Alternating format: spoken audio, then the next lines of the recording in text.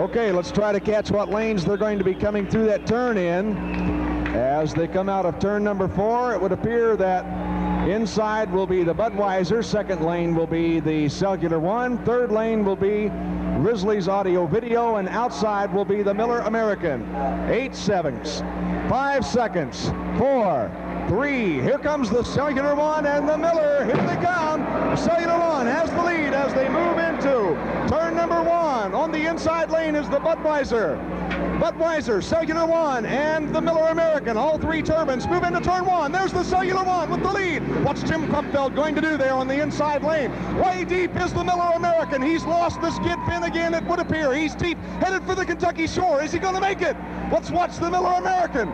Oh, is he going to hit the shoreline? He's very deep into the turn there, but on the backstretch, we've got the Cellular One getting airborne. He's upside down. He's upside down. Watch out, Jim Krupfeld. Steve Reynolds is upside down on the backstretch. We've got a red flag. We've got a red flag as Steve Reynolds went upside down in the Cellular One. Finally, the flares come out now, and Jim Krupfeld is going to the inside of the course. We've got rescue boats working their way there. Let's get the glasses on them here as we can see try to see what we can come up with. Steve Reynolds, of course, remember, is in one of these enclosed cockpits. He is driving within an enclosed cockpit. So he went upside down in what we call a blow-over accident. Blowing over backwards, and that boat had looked so beautiful on the backstretch so many times this week.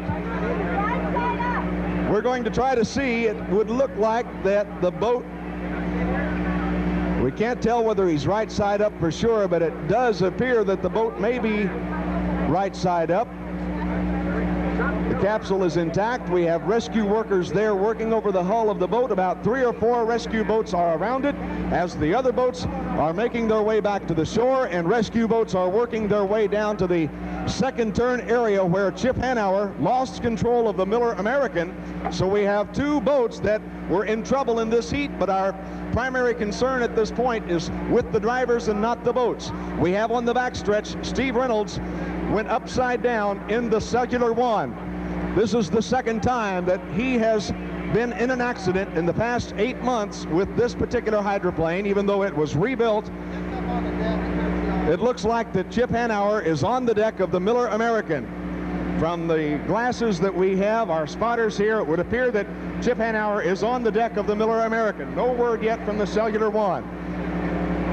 We're trying to monitor our rescue sources here and having some people with field glasses on the wreckage area as several rescue crews have worked their way out there. Steve Reynolds, the winner of our race in 1985, was leading this heat on the backstretch just after the heat started, leading Jim Krupfeld in the Miss Budweiser and looking very good, but all of a sudden we saw that boat get airborne. The nose of the boat started to lift up. Those pontoons, or sponsons as you will, went completely up in the sky. We saw the boat flip over backwards and upside down, but we are not positive at this point in what attitude the boat is, whether it is upside down or right side up. It is right side up, we're told by people with the glasses here. So they are working now to free Steve Reynolds from the wreckage of the Cellular One.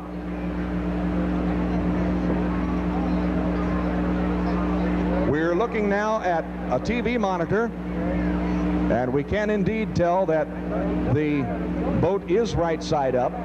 There are probably 7 or 8 rescue boats around it right now. Cellular crew members possibly out there on one of the rescue boats to help open the cockpit here. So we are hearing now that Steve Reynolds is outside of the cockpit and they have him lying on the deck on the side of the boat. So we'll stand by and wait for further word on Steve Reynolds' condition.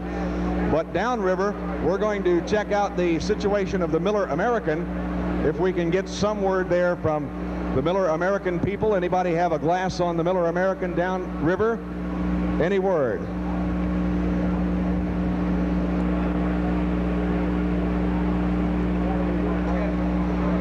There goes Jim Lucero in one of the rescue boats, the blue boat moving out from the pit area, and he is moving out to the wreckage area.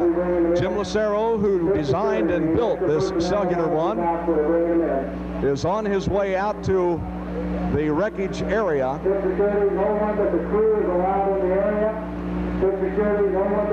And we are having several calls for pit security to make their way down to the Cellular One dock area. And we're trying to watch the situation now out on the race course in the backstretch area as the wreckage is drifting downriver, but our view is obscured to a degree.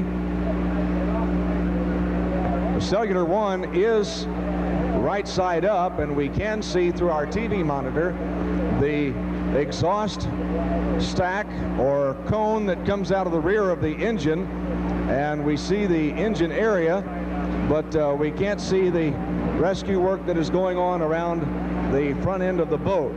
Jim Lucero was just rushed out to the scene by another rescue patrol boat, and we're watching the situation to see if we can bring the word to you as it develops.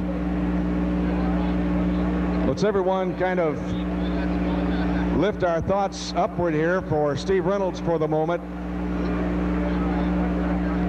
We had a serious accident here 30 years ago this year in 1957 with Bill Muncie. His boat disintegrated beneath him, and he spent several days in the hospital. We have heard the word that it appears that the Miller American is beached on the Kentucky shoreline, and we had thought that the boat was heading very, very closely to the Kentucky shoreline when Chip Hanauer lost control there in the first turn, and apparently the skid fin did not bite and possibly broke loose, or maybe even broke off. We're not sure. We'll have to stand by and hear the word from the Miller American crewmen after this situation is brought back under control.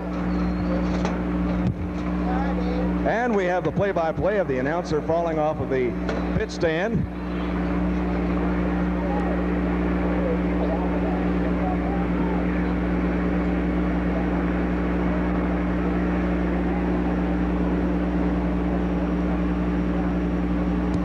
Okay, now after surviving our fall off of our pit tower here, we're going to continue to try to watch the situation for you as there's no one around here the dock except we're trying to monitor both the Cellular One and the Miller American. Only the personnel walking the dock area when the boat comes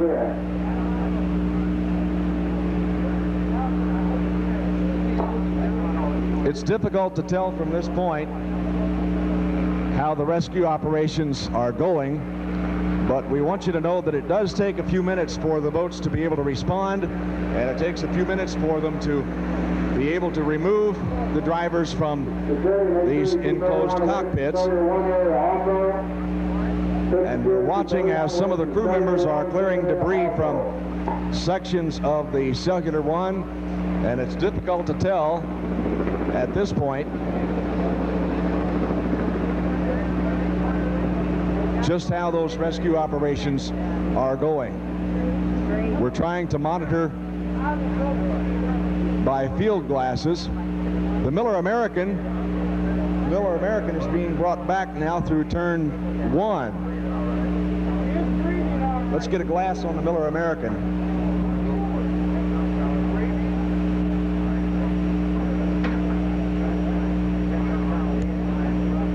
Miller American, which lost control there at the start when the 3 turbine boats went into the turn, is being brought back on the end of a tow rope. We see some debris of the Cellular One floating in front of the patrol boats as they drift down river. There are some white pieces of debris there, possibly a piece of a sponson or something as we're watching. But Chip Hanauer is standing on the deck of the Miller American, so it appears that he is okay as they bring the Miller American back upriver. It lost control in the first turn before the accident of the Cellular One. And Chip Hanauer was sliding out of control toward the Kentucky beach, down toward turn number 2, but that boat is now being brought back to the dock side, or close to the lower end of the pit area on this side of turn number 1, as the wreckage and the Cellular One hull and several patrol boats are now drifting downriver, and rescue operations continue.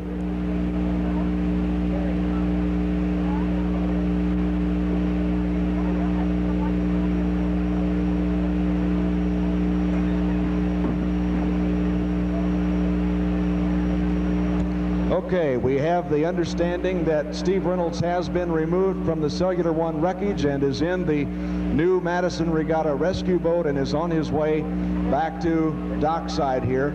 So we'll stand by as they are trying to make sure that he is stabilized, and they're not going to move quickly across the race course. And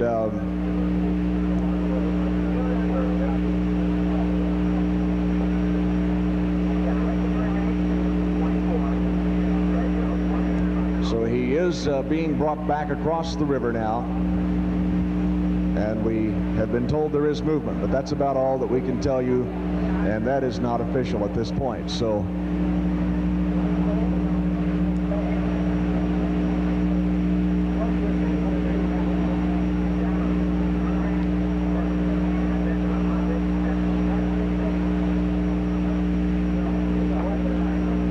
and the rescue boat is now moving back toward the